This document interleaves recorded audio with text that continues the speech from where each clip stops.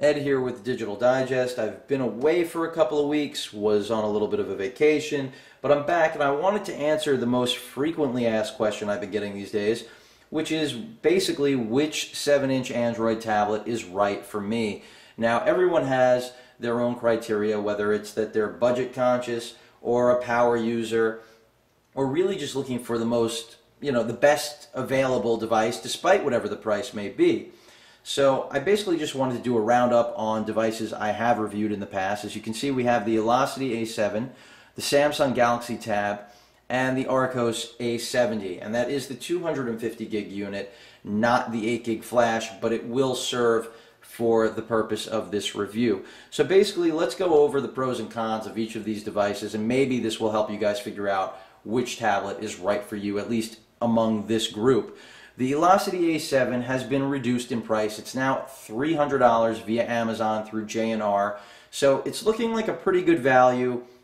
It's a Tegra 2 based tablet, so really powerful. I've gone over that in my previous reviews. You do have Marketplace now. The manufacturer, which is Stream TV Networks, has continued to update the product. They put out their latest firmware release, which was January 15th, a new build of Froyo for the device. I haven't really seen any, real changes from that. They claim better battery life, but I'm still seeing 3.5 hours to 4, which is probably the worst performance of any Android tablet that I've gotten my hands on. So keep that in mind with that, the value there at $300. They are launching a new line of both 7 and 10-inch tablets. So there may be a correlation there, there may not. I'm not going to speculate, but the point is at $300, the only other flaw is pinch to zoom. Still no true multi-touch. So how much that'll affect your experience, if you're really looking to game, you may want to look into other tablets like the Motorola Xoom, which hopefully, next month I will have to review for you guys as well. But again, at $300, even though, you're getting limited battery life and no true multi-touch, you do have a standard USB port, which allows for up to 64 gigs of additional storage, and a micro SD card slot, which also allows for another 32 gigs of storage. So don't really look at storage as being a tremendous problem on this device. It's really battery life and the multi-touch capabilities. Otherwise, the device is a beast for $300. Probably the best value in terms of performance. That there is no question about. The Galaxy Tab in the middle, again, the most expensive Android tablet out there right now, at least until the Motorola Xoom launches. It has been reduced, as I mentioned in my previous impressions video. It's now at $500. So, it's not as expensive as it used to be. However, it doesn't have a dual-core Tegra 2 in there. It is a Hummingbird processor, so not as fast as what we'll be seeing from most of the tablets that'll come out over the next couple of months. A little bit dated, but still the best tablet, in my opinion, out there. I did not say the best tablet for the money, but the most polished, best built, and the best screen, in my opinion, by far, in my experience so far with this device. It also almost stays neck and neck with the eLocity, which is a Tegra 2 tablet. I'm going to show that in a second for those of you who complain about watching static images while I give a rundown of the product. And then lastly, the Archos 70. That device really is the best value of the group in terms of that out of the box with the least amount of work getting, in order to get Marketplace on there, which I've covered. You can get Marketplace on both the eLocity and the Archos, even though it does not have Android Marketplace out of the box. It's pretty simple to do. Dexter has designed ROMs for the eLocity A7 through XDA Developers Forum that I've mentioned in previous videos.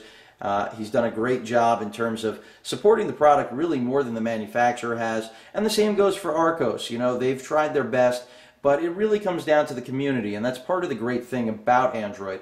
The Galaxy Tab, on the other hand, yes, it's been rooted. There's all kinds of stuff that you can do with it. I haven't gotten into that, and I'm not going to, because it's a very expensive tablet for the average user to risk rooting and possibly bricking the device. Not that in my experience, really I've never bricked anything with any modding I've ever done associated with, rooting. But I'm just saying, for the average user, it's probably a device you want to stay away from playing with. And fortunately, it's the most complete device out of the box, so you won't have to do that much playing with it.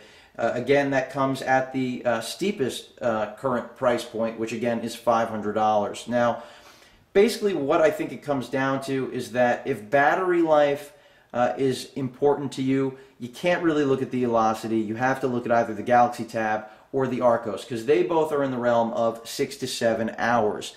If you're then narrowed down to these two devices, it really comes down to what you're willing to spend and give up. While the Samsung Galaxy Tab has the best overall experience, build quality, all of those things to brag about, it doesn't have things like a HDMI out or USB port, which in my opinion should be standard fare with any Android tablet right now, especially with, you know, the likes of what's coming out post CES. There are just too many advantages out there to you know, in a sense, throw yourself under the bus at this stage. So you are paying a price not only financially but in terms of functionality with the Galaxy Tab, because in order to utilize either a USB capability or HDMI out, you're going to have to buy docking ports, and that's simply, you know, up to the user whether or not you want to spend that extra money, especially since this is the most expensive tablet.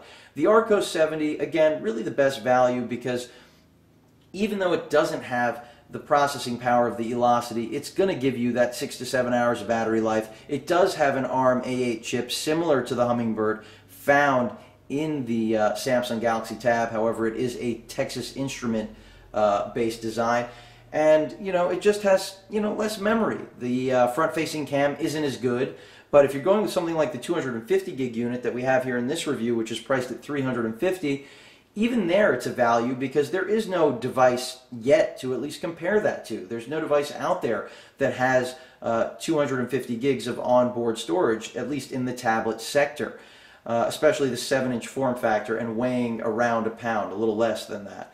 So it's still really compelling at $350. So here's what I would say to really round this video out, since we're at already over 7 minutes, is that if you need a device that's going to carry all of your media, as I've said before, and you don't really want to dive into Android and learn too much about the OS, you know, you're not an advanced user, then the Archos 70 is going to please. There really aren't that many shortcomings in terms of what it will give you out of the box in order for me not to recommend that product at its price point. Again, it's really hard to find right now.